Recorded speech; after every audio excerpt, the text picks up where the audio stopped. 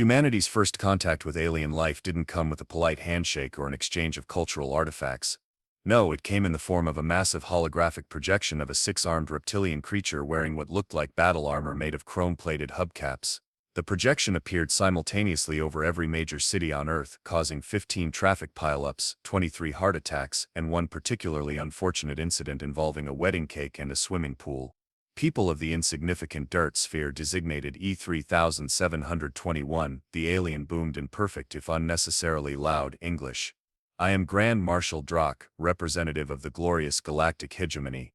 At Thornton's auto repair in the small town of New Hope, Minnesota, Maggie Thornton was too busy cursing at a particularly stubborn bolt on a 2017 Honda Civic to notice the commotion. Her knuckles were already bloody, her dark hair escaping its messy ponytail, and her patients had left the building hours ago. Bend or break, primitive ones, Drock continued as government officials worldwide scrambled to their emergency bunkers. Send your greatest warriors to compete in the trial of dominance. Oregon, your species will be cataloged and harvested. It wasn't until her apprentice Joey burst into the garage bay, smartphone in hand, that Maggie even realized anything was happening. Boss, aliens. Real freaking aliens. Joey shouted, nearly tripping over a toolbox. Maggie didn't look up. Joey, if this is another one of your YouTube pranks, I swear all the chosen ones must present themselves at the coordinates being transmitted to your primitive communication networks within 7 planetary rotations. Drock's voice now echoed from Joey's phone. Shove that phone somewhere uncomfortable, Maggie finished, finally managing to loosen the bolt with a satisfying crack. She wiped her brow, leaving a smear of grease across her forehead, and finally glanced at the screen. What kind of B-movie crap is this? It's real. They're broadcasting everywhere. The president is about to address the nation. Maggie squinted at the alien's ridiculous armor. Those look like muffler parts. Poorly installed muffler parts. As the world descended into panic, governments convened emergency sessions. The United Nations Security Council met in a frenzy, and military forces worldwide went to high alert. Meanwhile, Maggie Thornton finished the oil change on the Honda, charged the customer double for being annoying, and went home to her small apartment above the garage with a 6-pack of beer and her cat, Torque. You know what this means, don't you? She asked Torque, who was busy licking his paw with supreme indifference. If these aliens are real, it means we're probably all screwed. And if they're not, it's the most elaborate prank in history. She took a long swig of beer. Either way, not my problem. Little did she know that across town, in the frantically assembled local response committee, Mayor Wilson was sweating through his shirt as he read from a hastily prepared list. We need to submit our town's best candidate for the global champion selection process by midnight, he stammered. Military veterans, martial artists, exceptional athletes. His assistant tapped furiously on her laptop. The submission form requires specialized skills categorization. What categories do we have? The mayor asked. Combat expertise, tactical knowledge, technological proficiency. Wait, there's a glitch in the system. It's auto-filling from our business registry database. And that's how Maggie Thornton, who could strip and rebuild a transmission in 90 minutes flat, and curse in 5 languages, 6 if you counted her unique ability to make new mechanics cry using only variations of the word wrench, ended up on the list of potential champions to save humanity. She found out 3 days later when 2 men in black suits knocked on her door at 6 a.m. Margaret Thornton, the taller one, asked. Maggie, wearing oil-stained sweatpants and an ancient ACS/DC t-shirt, clutched her coffee mug like it might save her from whatever government nonsense this was. Nobody calls me Margaret if they want to keep their teeth.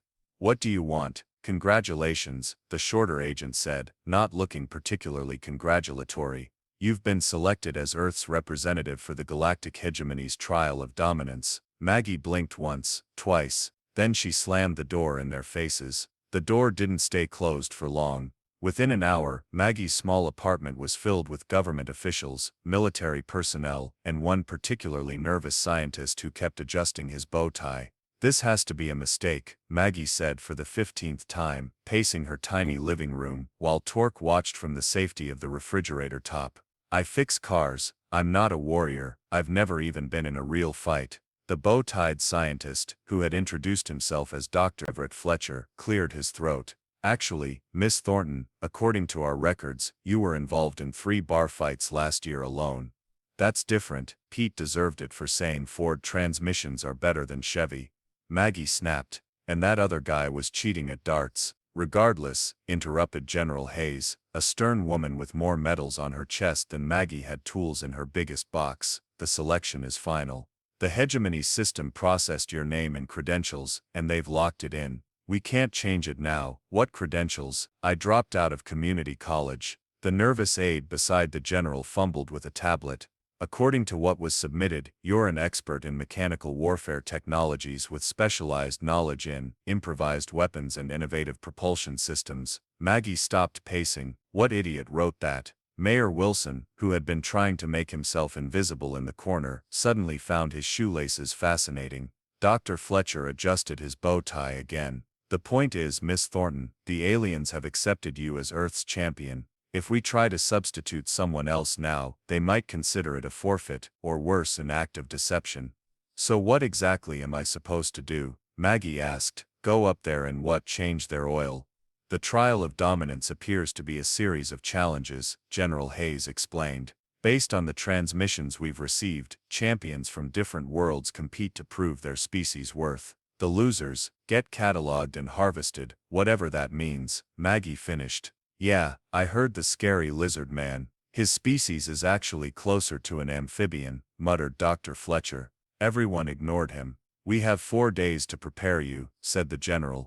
You'll be given crash courses in combat training, xenobiology and diplomacy. Maggie laughed, a sound that made several officials flinch. Lady, it took me 3 years to learn how to rebuild a diesel engine properly. You think I'm going to become Rambo in 4 days? We have to try, Dr. Fletcher said softly.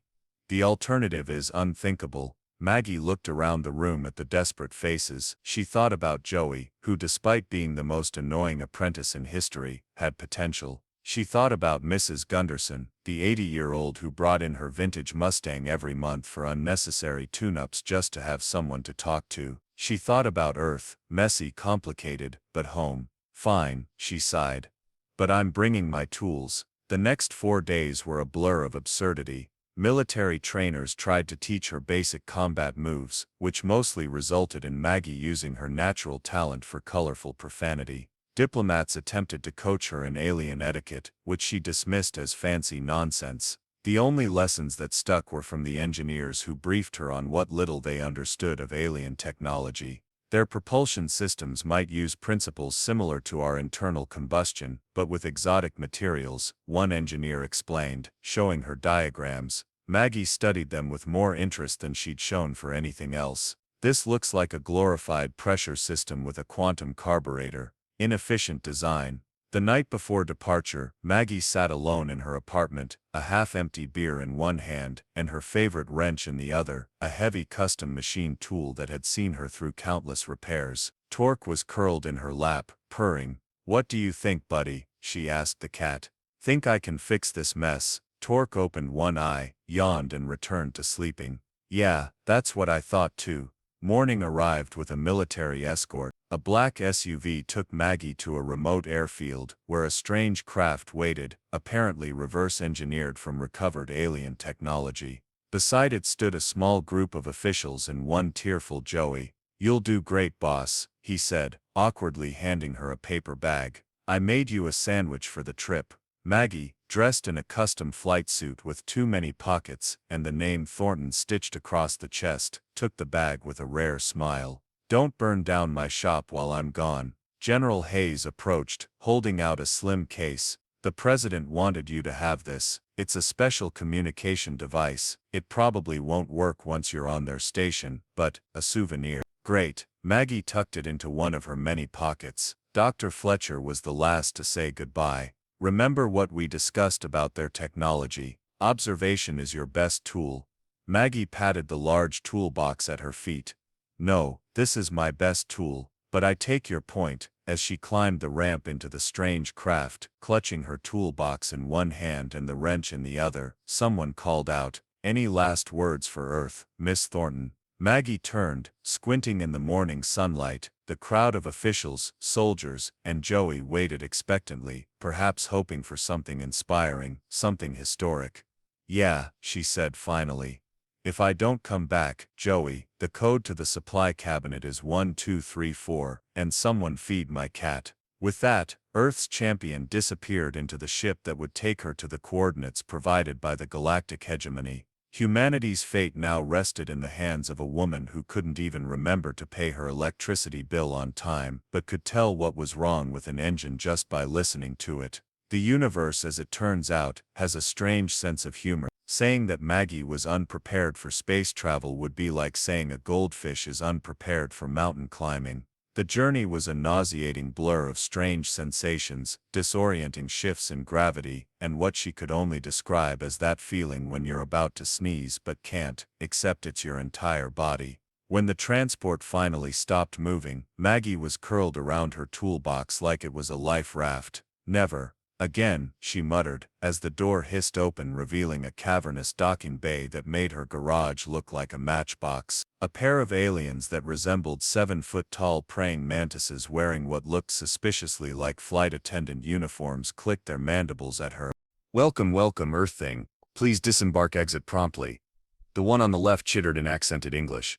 Maggie stumbled down the ramp, dragging her toolbox with one hand and clutching her wrench with the other. The artificial gravity felt slightly off, making her movements bouncy and awkward. Where am I supposed to go? She asked, trying not to stare at their compound eyes. Processing registration first, then quarantine cleansing, then accommodation assignment. The right mantis answered cheerfully, pointing a razor-sharp appendage toward a glowing doorway. The processing center reminded Maggie of the DMV. If the DMV had been designed by someone with a fetish for chrome and pulsing blue lights, dozens of creatures from across the galaxy stood in lines, each more bizarre than the last. Some had too many limbs, others not enough. Some were encased in environmental suits, while others floated in tanks of bubbling liquid. Maggie found herself in line behind what appeared to be a sentient jellyfish wearing an exoskeleton that looked like it had been purchased from a discount mecha store. First time competing, the jellyfish gurgled, its translucent body pulsing with bioluminescent patterns. That obvious, huh? Maggie replied, adjusting her grip on her toolbox. You have the look of someone who's about to evacuate their gastric systems, the jellyfish observed. I'm Luminar, representing the Medusozoan collective. Maggie, Earth. Luminar's tendrils rippled in what might have been amusement. Ah, the new species. We've heard your world was admitted to the trials this cycle. Bad luck. Yeah, tell me about it, Maggie grumbled. So what exactly happens in these trials? Combat, puzzles, survival challenges. Different every time. The hegemony enjoys variety in its entertainment. Entertainment? Wait, is this some kind of game show? Luminar's body flashed warning colors. Game? No, Earth Maggie. This is how the hegemony determines which species deserve respect and which deserve management. Before Maggie could ask what management meant, a mechanical voice called, Earth Representative, proceed to scanning station 12.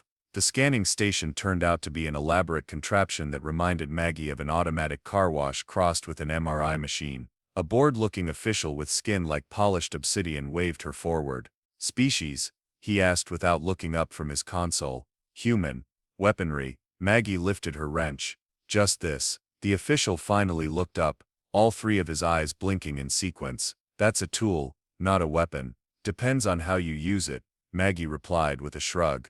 This earned her an extra thorough scan and a much more invasive quarantine procedure that left her feeling like she'd been turned inside out, sanitized and roughly reassembled.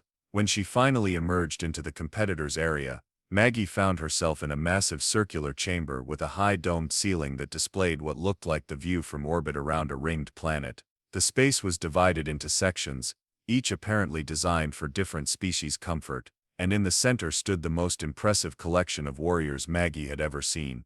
There was a towering creature with crystalline skin that refracted light into dazzling patterns, its body rippling with muscles beneath the translucent surface. Beside it stood a being seemingly made of living metal, its limbs ending in what were clearly weaponized appendages that hummed with energy. A cluster of identical humanoids moved in perfect synchronization, their movements so coordinated they appeared to be a single organism. Near them, a creature that seemed to be composed entirely of swirling black smoke contained within a faintly glowing outline pulsed menacingly. Holy shit, Maggie whispered.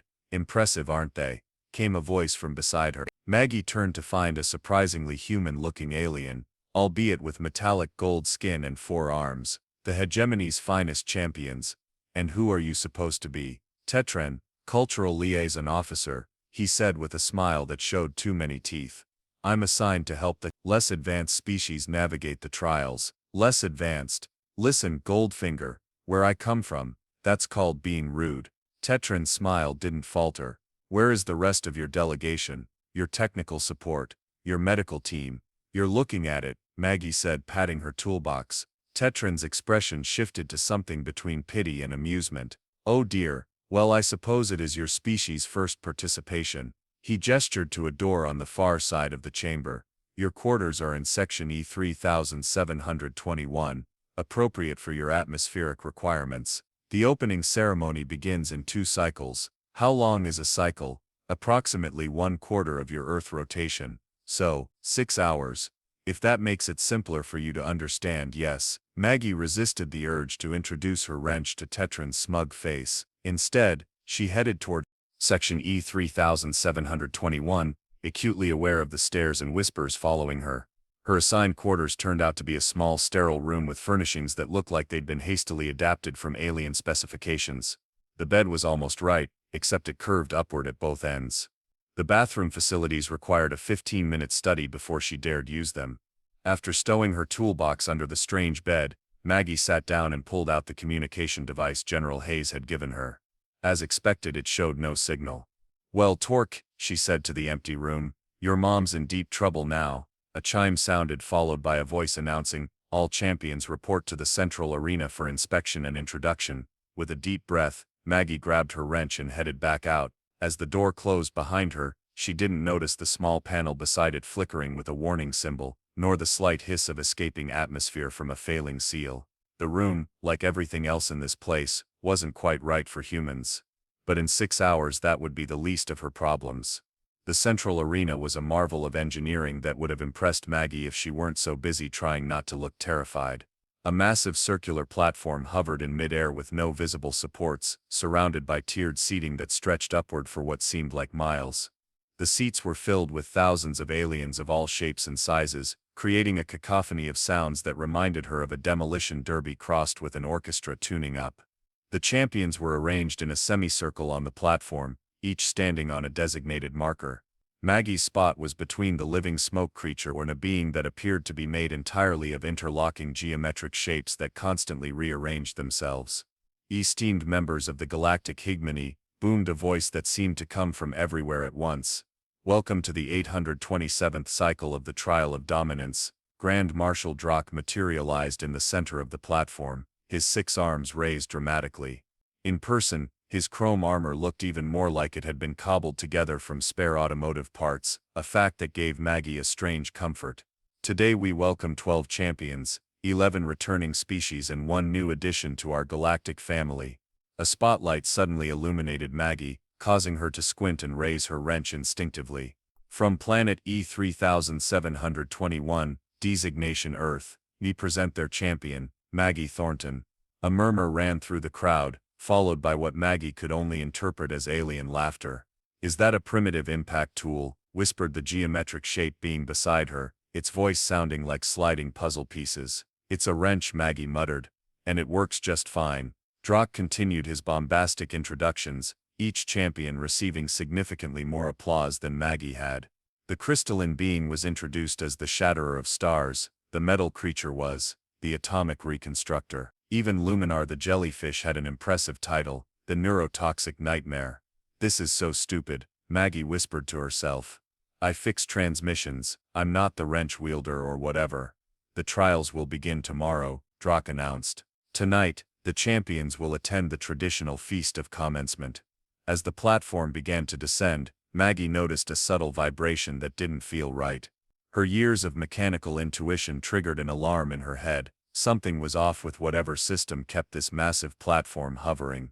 The banquet hall was as ostentatious as everything else in this place. Food and drink stations catered to the bizarre dietary needs of the various species. Maggie found the Earth-compatible section, which contained what appeared to be approximations of human food created by someone who had only read about it in books. She poked at something labeled hamburger that looked more like blue Play-Doh than anything edible.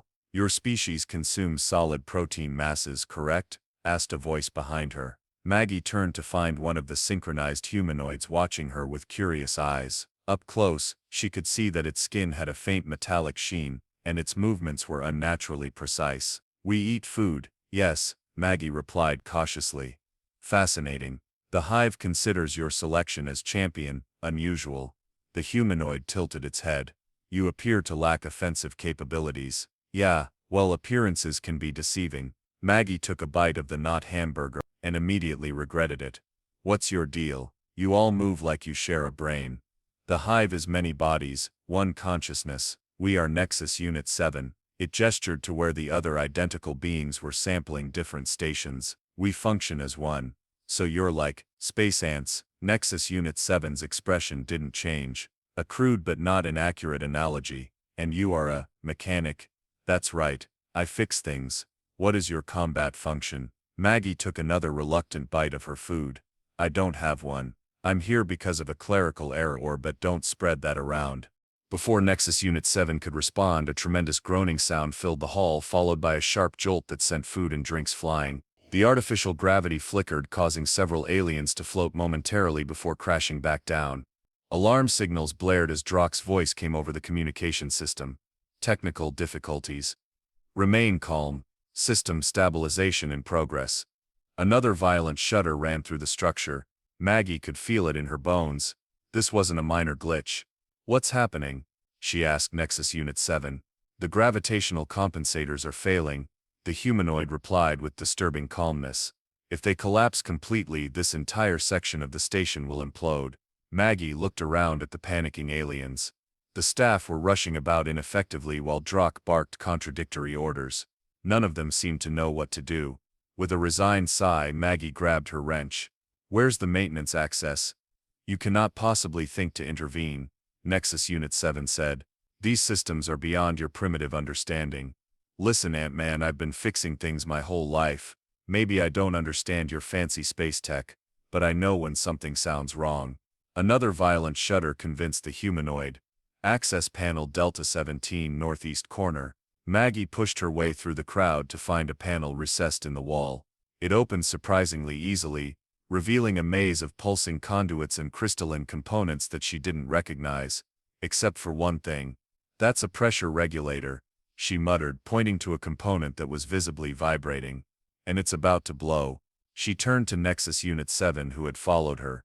"I need tools. And someone who knows what these components are." Within minutes, Maggie found herself joined by Luminar the jellyfish and, surprisingly, the crystalline being known as the Shatterer of Stars. "I have engineering knowledge," Luminar gurgled, tendrils extending to point at different components. "That's the quantum flux capacitor, that's the dimensional stabilizer, and that's the thing that's about to explode." "Yeah, I got that part," Maggie interrupted. She turned to the Shatterer. "What can you do?" "My crystalline structure can temporarily reinforce failing components," it replied in a voice like wind chimes. "Perfect. You hold that regulator in place." "Jellyfish, tell me what happens if I disconnect the blue tube." "Catastrophic decompression," Luminar replied cheerfully. "Great. How about the yellow one?" "Temporary stabilization, but you'd need to reroute the energy flow." Maggie grinned. "Now you're speaking my language." What followed was 20 minutes of the most intense mechanical improvisation of Maggie's life. Using her wrench, parts from her toolbox, and even a piece of the not hamburger, which turned out to have excellent insulating properties, she created a bypass system that relieved the pressure on the failing regulator. "Reverse the polarity on that crystal thing," she ordered the Shatterer, who complied without question. "The quantum harmonics are stabilizing," Luminar observed, its body pulsing with excited colors. With a final twist of her wrench, Maggie locked the bypass in place. The vibrations subsided, and the alarm signals faded. Covered in sweat and some kind of alien hydraulic fluid, Maggie stepped back from the panel. That should hold until they can get a proper replacement. She turned to find not just her unlikely assistants but the entire banquet hall staring at her. Grand Marshal Drock pushed his way through the crowd, all 6 of his arms expressing what appeared to be shocked disbelief. "You fixed it?" he asked incredulously. Maggie shrugged. "It was just a pressure problem. Your regulator was shot, and the bypass valve was stuck." Basic stuff really. There was a moment of complete silence before the hall erupted in what might have been applause, though with some species it was hard to tell if they were expressing approval or preparing to attack. As Maggie made her way back to her quarters, she noticed the other champions looking at her differently. The metal being nodded respectfully, Nexus Unit 7 and its duplicates moved aside to clear her path. Even the smoke creature seemed to pulse with what might have been acknowledgement. Only Tetran, the gold-skinned liaison officer, seemed displeased. "Lucky amateur tinkering," he muttered as she passed. Maggie just smiled and twirled her wrench. Sometimes that's all you need. When she finally returned to her quarters, she noticed the warning light by the door immediately. With a sigh, she popped open the panel and found another failing seal. "No rest for the wicked," she muttered, pulling out her toolbox again. By the time she fixed the atmospheric leak and fell into the oddly curved bed, Maggie realized something had changed. These aliens had underestimated her, seen her as a primitive curiosity. Now they weren't so sure. Tomorrow the actual trials would begin, but tonight Earth's accidental champion had made the entire galactic hegemony think twice about the species that sent a mechanic armed with only a wrench. Maggie awoke to a pulsing blue light and an announcement that sounded like someone gargling while reading a weather report. After a moment of disorientation, she remembered where she was and what was happening. Right, Alien Gladiator Games, just a normal Tuesday. The first 4 challenges had gone surprisingly well, all things considered. Maggie had survived the labyrinth of shifting dimensions by identifying the pattern in the quantum fluctuations, which reminded her of timing belt sequences. She'd outlasted 6 other champions in the atmospheric endurance test by jury-rigging her own filtration system from spare parts. The tactical combat simulation had been a near disaster until she discovered that the simulation pod's control system had vulnerabilities remarkably similar to an old arcade machine she'd once repaired. Most shocking was the precision challenge, where her years of delicate mechanical work translated perfectly to manipulating the molecular reconstruction device. While the atomic reconstructor struggled with its own namesake challenge, Maggie had calmly assembled the target structure with the steady hands of someone who regularly worked with tiny components in tight spaces. Now only 4 champions remained: Maggie, Luminar the jellyfish, Nexus Unit 7 of the Hive, and Admiral Kraz, the hegemony's own champion who had entered the competition in the second round. Kraz was a nightmare, 9 feet of armored exoskeleton with integrated weapons systems and a personality that made Maggie's worst customers seem charming by comparison. Unlike the other competitors, he seemed personally offended by Maggie's continued survival. The primitive should have been eliminated in the first round, she'd overheard him telling Drak. This mockery undermines the hegemony's authority. But mockery or not, Maggie was still in the game, and today was the final challenge, a head-to-head elimination round that would determine the ultimate champion. After choking down something that the food synthesizer claimed was breakfast cereal but tasted like pencil shavings soaked in coolant, Maggie gathered her tools and headed for the arena. The crowd was larger than ever, with holographic displays allowing spectators from across the galaxy to witness the finals. Maggie spotted Tetran in the officials' box, looking distinctly unhappy about her presence. "Welcome to the final trial," Drak announced, his voice carrying across the massive space. "Today our 4 remaining champions will face the ultimate test of dominance." The arena floor split open, revealing a massive structure that rose from below. It resembled a towering obelisk, covered in pulsing lights, surrounded by a complex arrangement of barriers, traps, and what appeared to be weapons emplacements. "The objective is simple," Drak continued. "Reach the control core at the center of the Ascension Tower, and claim dominance by syncing your genetic pattern to the master control. The first to succeed wins glory for their species. The losers," he paused dramatically, "well, participation is its own reward." "That doesn't sound ominous at all," Maggie muttered. She found herself positioned at one of 4 equidistant starting points around the tower. To her left was Luminar, its tentacles already quivering with anticipation. To her right, Nexus Unit 7 and its duplicates had arranged themselves in a perfect formation. Across the tower stood Admiral Kraz, his weaponized appendages gleaming under the arena lights. "Begin," Drak shouted, and a deafening horn blared. Kraz immediately activated jet propulsors in his exoskeleton, launching himself toward the tower in a blur of motion. Nexus Unit 7's duplicates formed a living ladder, allowing the primary unit to climb rapidly. Luminar's body contracted, and then shot forward like a water balloon, its gelatinous form squeezing through the first barrier with ease. Maggie, lacking any such advantages, simply started running, wrench in hand.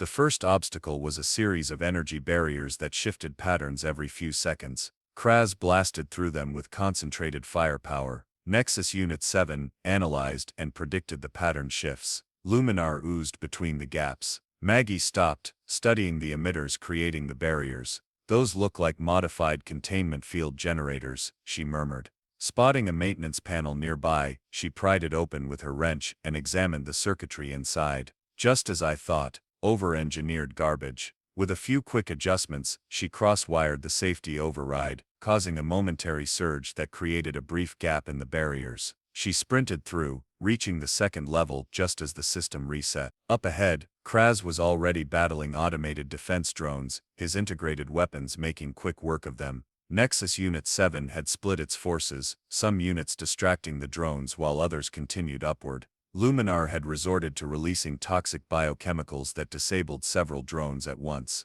"Show-offs," Maggie grumbled, ducking behind a structural support.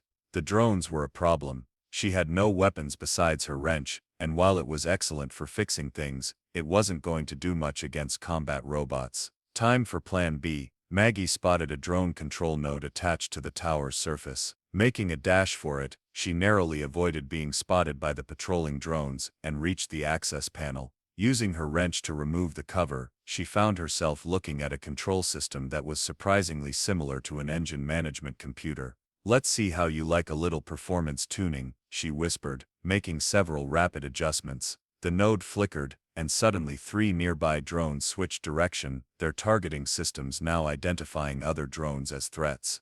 The resulting chaos bought Maggie enough time to advance to the third level, where she found herself face to face with Admiral Kraz, who had been momentarily delayed by a particularly stubborn defense system. "The primitive," he hissed, his mandibles clicking with irritation. "Your luck ends here." Maggie raised her wrench defensively. "Not a big fan of yours either, buddy." Kraz lunged forward, a blade extending from one of his armored limbs. Maggie ducked, the blade missing her by inches and embedding itself in the tower's surface.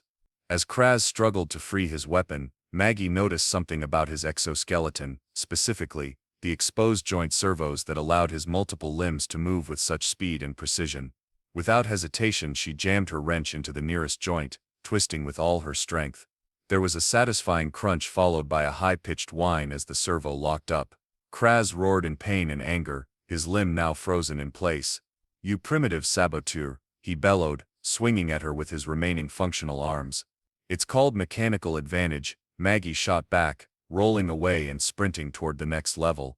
She could hear the crowd roaring now, clearly divided in their support. Some were chanting Kraz's name, while others had taken up a new chant that sounded suspiciously like wrench. Wrench, the fourth level presented a new challenge. A series of rapidly rotating platforms over what appeared to be a bottomless pit. Nexus Unit 7 was already halfway across, its duplicates moving in perfect synchronization. Luminar had found another route, using maintenance tunnels too small for the other competitors. Maggie studied the rotation pattern, noting the timing mechanism that controlled the platforms. Another over-designed system with too many failure points. Classic. She spotted a control junction at the edge of the platforms. Reaching it would be tricky, but not impossible. Taking a deep breath, she timed her jump onto the first platform, then the second. On the third jump, her foot slipped, and for a heart-stopping moment, she teetered on the edge of the platform, arms windmilling wildly. Regaining her balance, she made it to the junction and quickly reconfigured the timing mechanism, causing the platforms to momentarily freeze in place. With the path now stable, she ran across, reaching the final level, just as her sabotage timed out, and the platforms resumed their chaotic rotation. The control core was now visible, a pulsing crystalline structure at the center of the tower's upper level. Nexus Unit 7 had reached it first, and was attempting to sync with it, but appeared to be struggling with the interface. Luminar emerged from a maintenance tunnel, its tentacles reaching for the core. And then there was a crash as Admiral Kraz burst through the floor, his damaged exoskeleton smoking but still functional. 3 of his 6 limbs were now immobilized, but the remaining 3 were more than enough to knock Luminar aside and grapple with Nexus Unit 7. "The glory belongs to the hegemony," Kraz shouted, throwing Nexus Unit 7 against a wall with enough force to temporarily disable the hive mind. Maggie seized her opportunity. While Kraz was focused on eliminating his primary competitors, she sprinted toward the control core, wrench still clutched tightly in her hand. Kraz spotted her at the last moment. "No," he roared, lunging toward her with surprising speed despite his damaged exoskeleton. Maggie dove, sliding the last few feet to the core like a baseball player stealing home. As Kraz's remaining weaponized limb descended toward her, she thrust her wrench upward with all her might. The hardened steel connected with the underside of Kraz's exoskeleton, striking precisely where the main power coupling joined the central control unit, a vulnerability she'd noticed during their previous encounter. There was a spectacular shower of sparks, and Kraz's exoskeleton went rigid, then collapsed in a heap of now useless technology. The Admiral himself was unharmed, but effectively immobilized, trapped within his own armor. With a final burst of effort, Maggie pulled herself up to the control core and placed her hand against its surface.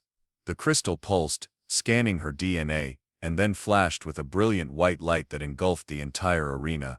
"Dominance established," announced an automated voice that echoed across the stadium. "Champion recognized, Maggie Thornton of Earth." The crowd erupted in a cacophony of alien sounds that Maggie could only interpret as a mix of shock, outrage, and begrudging admiration. As the light faded, Maggie found herself standing atop the tower, her wrench raised above her head like a trophy. Below her, Admiral Kraz was being extracted from his defunct exoskeleton by medical drones. Nexus Unit 7 had recovered, and was standing at attention, its duplicates arranged in what appeared to be a gesture of respect. Luminar's body was pulsing with colors that somehow conveyed both disappointment and congratulations, and in the official's box, Grand Marshal Drock stared at her with all four eyes wide open, while beside him, Tetran looked like he might pass out from shock. Maggie couldn't help but smile. Not bad for a primitive with a wrench, huh? The aftermath of Maggie's victory was a whirlwind of alien bureaucracy and diplomatic chaos. She was ushered from the arena into what appeared to be a ceremonial chamber, where Grand Marshal Drock awaited with a delegation of high-ranking hegemony officials, all looking like they'd just discovered their favorite restaurant had permanently changed its menu. "Unprecedented," Drock announced, his voice noticeably less bombastic than during the trials. "No new species has ever won the trial of dominance on their first cycle." "First time for everything," Maggie replied, still clutching her trusty wrench. The tool was now scorched, bent and missing a chunk from the adjustable head, but she wasn't about to let it go. "So what happens now? Do I get a trophy? A gift card? What?" The officials exchanged glances that transcended species barriers to universally communicate. "Oh no. According to the ancient protocols," Drock continued reluctantly, "your victory grants your species level 2 status within the hegemony, with all attendant privileges and protections." One of the officials, a being that resembled a walking coral reef, leaned over to whisper something to Drock, who visibly flinched. "And the right to establish a permanent embassy on the Central Worlds," he added, mandibles clicking in what Maggie had come to recognize as distress. "Great," Maggie said, having absolutely no idea what any of that meant. "And Earth doesn't get catalogued and harvested, right?" "Correct. Your world is now officially under hegemony protection." Tetran pushed his way forward, all four of his arms gesticulating wildly.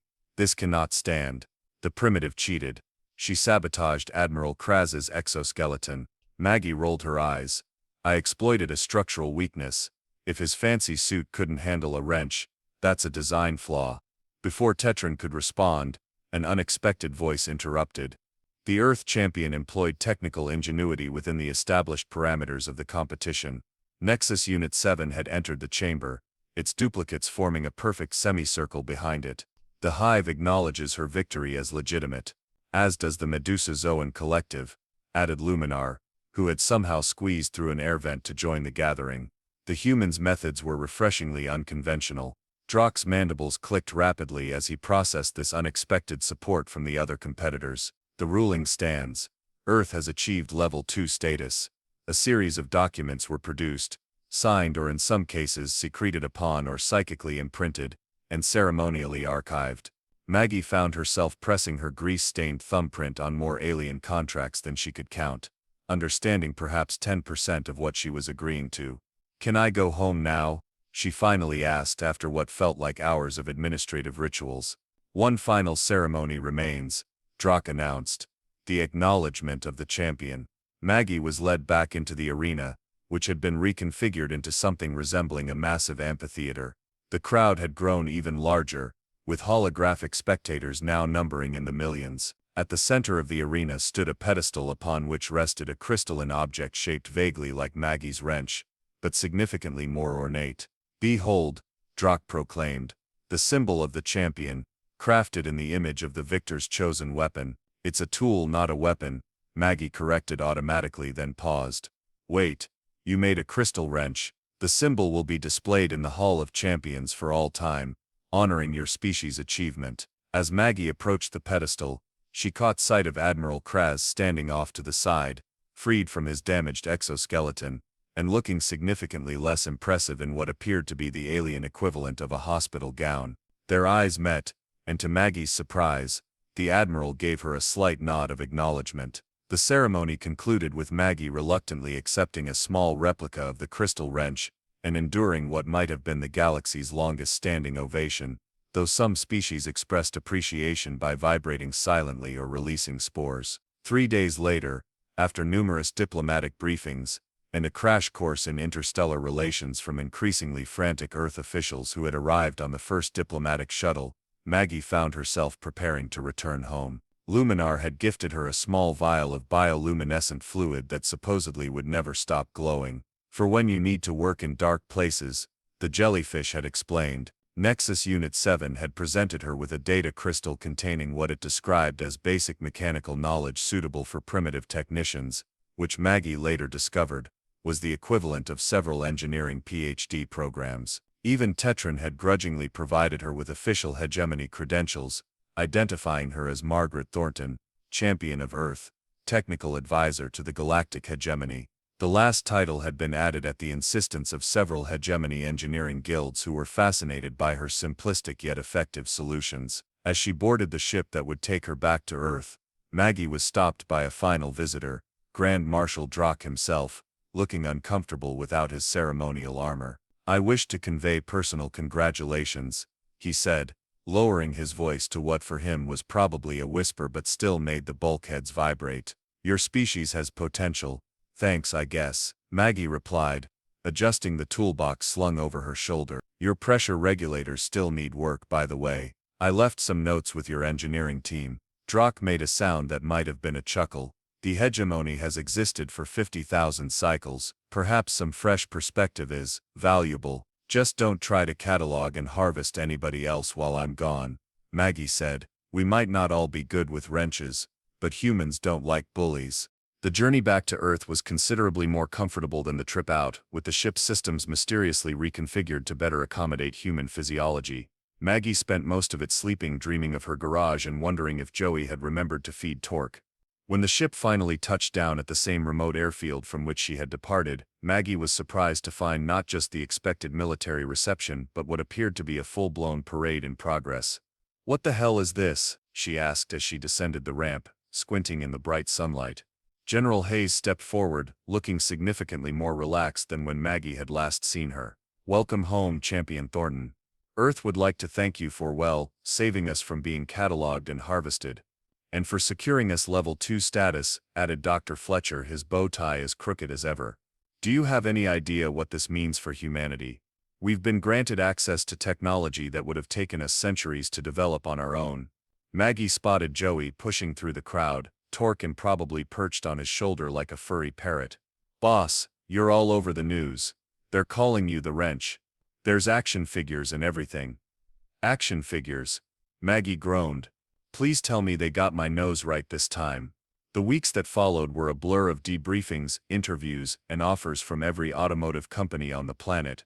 Maggie turned them all down, using her newfound celebrity to secure funding for what she really wanted, an expanded garage with state-of-the-art equipment and a training program for disadvantaged youth interested in mechanical engineering. 3 months after her return, as Maggie was elbow-deep in the engine of a particularly troublesome vintage Mustang, Mrs. Gunderson had of course kept it in perfect condition during her absence. Joey burst into the garage, waving his phone excitedly. Boss, the Hegemony Embassy just opened in New York. And guess who they're asking for as a technical consultant? Maggie sighed, reaching for her wrench, not the ceremonial crystal replica that sat in a display case in her office, but her old reliable tool, now repaired and reinforced with some alien metallurgical techniques. Tell them I'm busy, she said, tightening a bolt with practiced precision. And if it's about those pressure regulators again, they need to replace the whole system, not just patch it. Joey grinned. Also, there's some weird jellyfish alien outside asking if you can help with its transportation pod, says it's making a funny noise. Maggie couldn't help but smile. Well, why didn't you say so? Customers waiting. As she wiped her hands on a rag and headed outside to where Luminar was indeed hovering beside what looked like a cross between a sports car and a lava lamp, Maggie reflected on how strange life had become.